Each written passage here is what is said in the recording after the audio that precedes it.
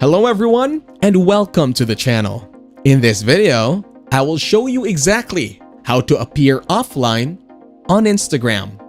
First of all, open up the Instagram application on your phone. Once you get into your account, tap on your profile icon from the bottom right corner. Then tap on the three lines from the top right corner and it will take you to settings and privacy. Now scroll down in settings and look for the message and story replies option. After that, go to the show activity status option, or you can find the activity status through your search bar. Now tap on the show activity status option from here.